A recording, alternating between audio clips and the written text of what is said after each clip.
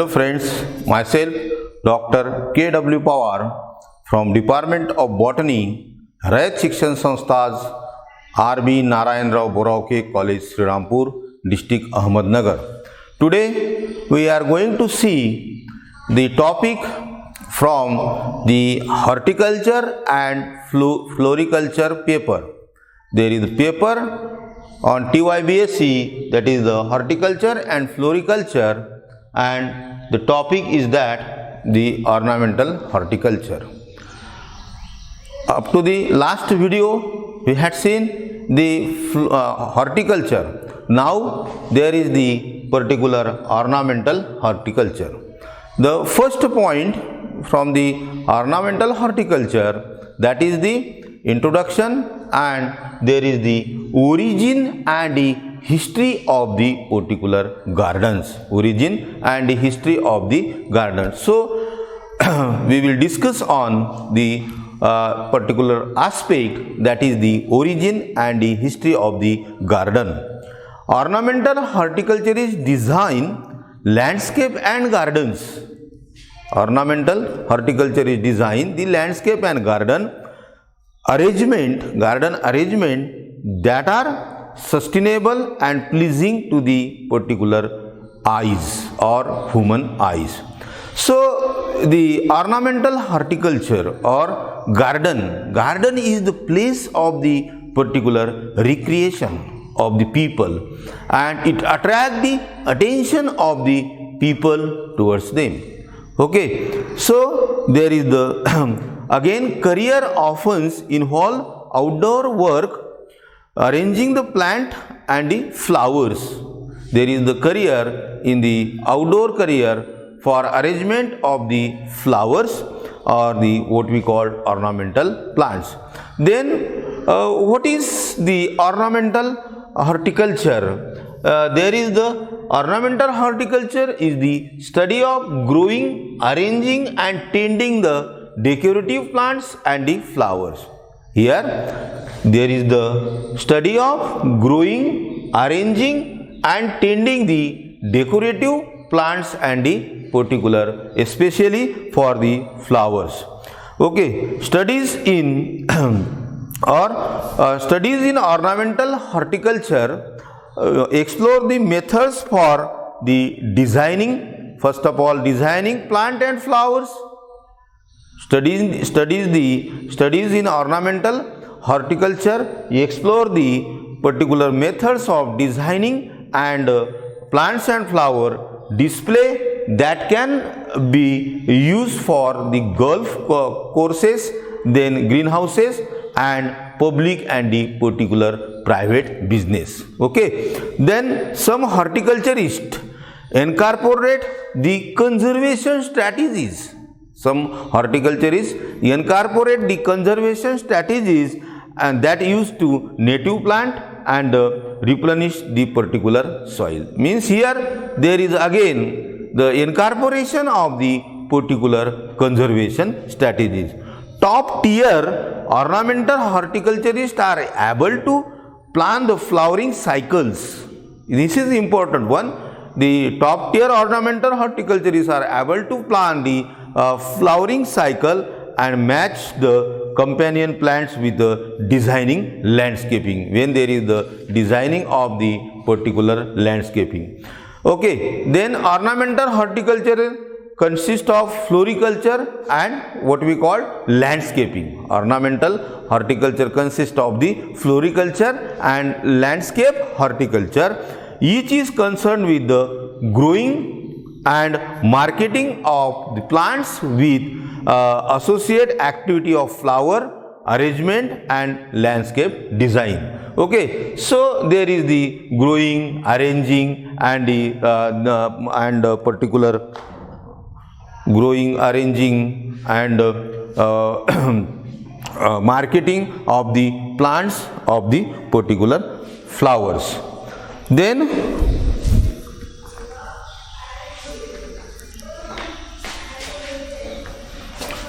the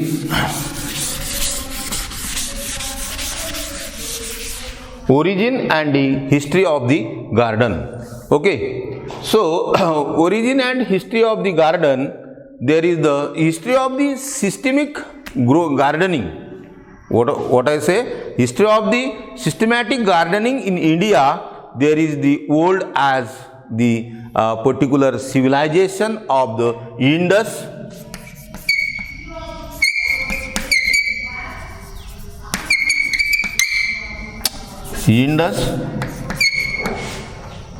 Harappan,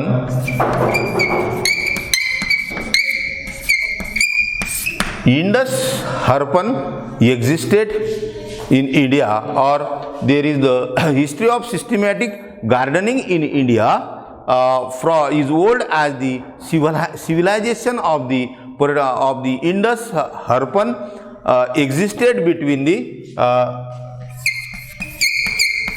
BC, okay, 2500 BC.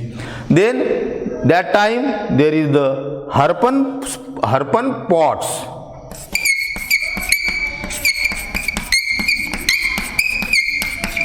Harappan pots were decorated by or the design of the Harappan pot like the particular trees, or Harappan pot is decorated by the trees and the particular flower.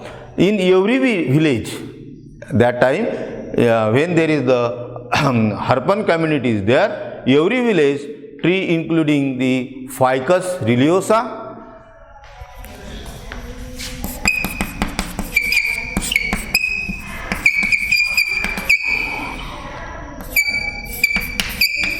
tree like the Ficus religiosa, what we call in local language, there is a pimple and Ficus bengalensis were planted for the particular ornamental purpose, and another objective to planting the particular such a type of tree for the shade purpose. Then after the Harappans, there is the particular Aryans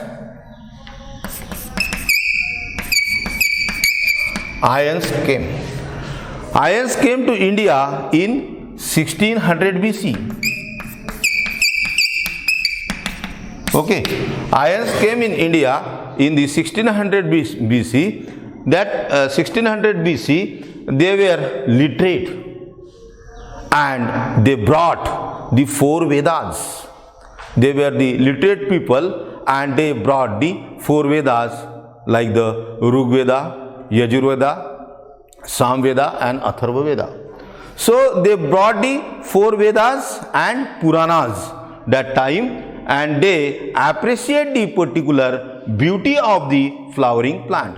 They brought the 4 Vedas and Puranas, okay, and they appreciate the particular beauty of the flowering plants, lake, mountain, plants, lake, then mountain and forest. Okay, they appreciate the beauties of the plants, lake, mountain and a particular forest, and according to them they name their children. They appreciate the beauty of these things, plants, lakes, mountain, forest, etc. According to them, they name their children like the Kamal, Champa, Bela, Chameli and Rukmini. On accordance of the particular plants, lake, mountain and the forest, Kamal, Champa, Bela, Rukmini, they name their children. Then detailed account of studies of the gardening at that time reported in the particular what we call the Ramayana. Okay, detailed account of gardening that time reported in Ramayana, which was written by the great Maharshi, what we call Valmiki, and again there is the Mahabharata, written by the Vyasa. Okay, so in the Ramayana and Mahabharata, there is the detailed account of the status of the gardening or detailed account of the status of the particular garden is written, and then the famous tree of that era was the particular Kadamba. Kadamba was the famous tree of that era, and that particular Kadamba is associated with the Lord Krishna. Then association of the particular different tree, the association of the different tree with the life of the Buddha is well known to the peoples. Then his birth, it may be his birth is believed to have taken place under the particular Ashoka tree. Okay, means the Buddha, Lord Buddha birth it taken place under the it is believed that it taken place under the particular Ashoka tree. Then after that there is the great emperor Ashoka then adopted the particular arboriculture as one of his state policy. Okay, the great emperor Ashoka adopted the particular arboriculture, one of his state policy. Then in the work of Kalidas, when we see the work of the particular Kalidasa during the rule of the Chandragupta II, okay, when we see the work of the Kalidasa during the rule of the Chandragupta II, we find the mention of several flowering plants and the trees like the Kadamba, then Arjuna, then there is the particular Ashoka, then there is the Bhutia monosperma. Okay, so there is a mention in the particular the Kalidas, work of the Kalidas, the particular importance of the Kadamba, Ashoka, then the what we call Bhutia monosperma, terminalia Arjuna or Arjun plants. So this is the history behind the origin of the particular gardens. Then gardening during the British era. Gardening during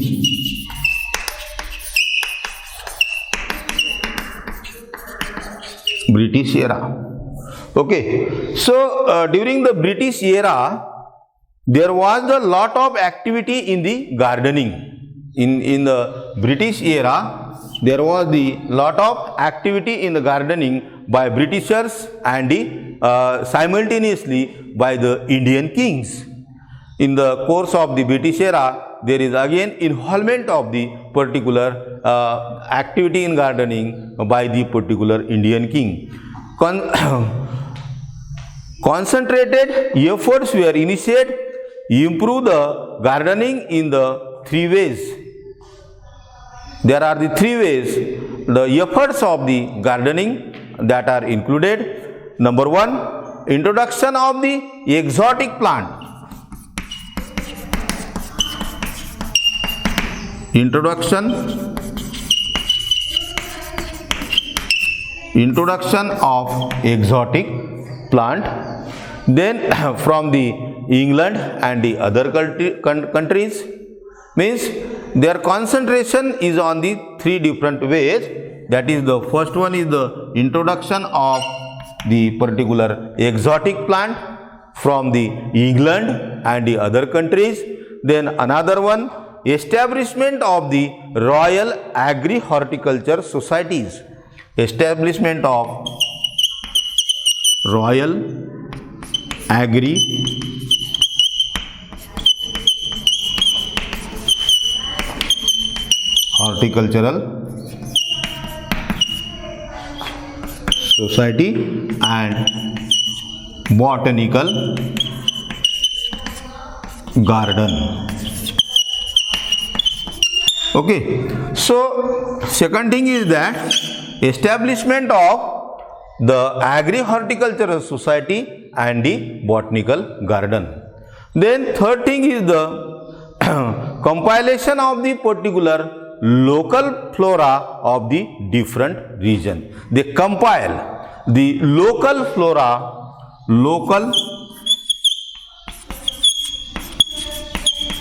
of different regions. Okay, so these are the three major concern at the time of the British era. Here, in case of the British era, there is the Britishers and Indian kings that are involved in the particular activities of the gardening, and they concern on the major three aspects: introduction of the exotic plants,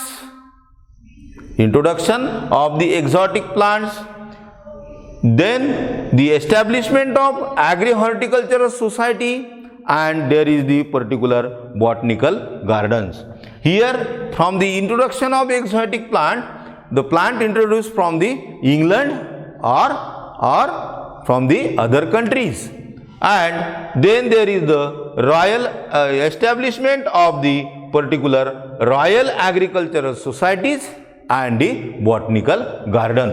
Then third thing is that there is the compilation of the particular local flora of the different regions. So there is the three things they mainly concern. Then flowering annuals such as the verbena, phlox, dahlia, asters, etc. That time were introduced. Flowering annuals, that is the dahlia, then the verbena, asters, etc. A number of botanical gardens were established that time. At the time of Britishers, number of botanical gardens established in the different part of countries. There are the number of gardens established. For instance, there is the Royal Agri-Horticultural Society garden situated at the Calcutta. Okay. Another one, there is the Royal Botanical Garden from the Darjeeling. Then National Botanical Garden Lucknow, or National Botanical Garden Lucknow. Then Lal Bagh Botanical Garden Bangalore, and Government Botanical Garden Ooty, and the Barrand's Park at the Kodaikanal. So like this, there are the in the course of the Britishers, there are the different sort of the garden they established in the particular India and different state. Okay, so this is the gardening during the British era. Then gardening during the Mughal era. Okay, gardening during the Mughal era. Among the Mughal emperors, Barbar had high aesthetic sense. Among the Mughal emperors, the Barbar have the high aesthetic sense and was fond of the gardens, and he made the gardens at the particular Panipat and the Agra. Barbar having the high aesthetic sense, so that he made the garden in the Panipat and the particular Agra. Arambagh at Agra is still being well maintained by archaeological department. The square or rectangular flower bed.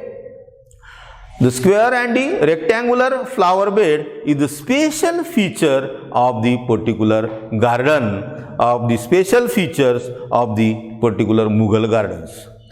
Mughal gardens having the square and rectangular type of the flower arrangement. Another important contribution was the introduction of the exotic plant.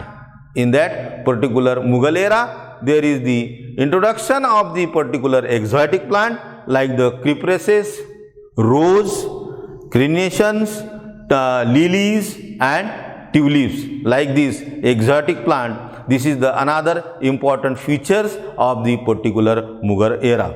So, what type or some important famous garden established during the Mughal era? that is the Mughal emperor Akbar established the garden, that is the Fatehpur garden, or what we call the Fatehpur garden at the Sikri, Agra. Then the Tom garden.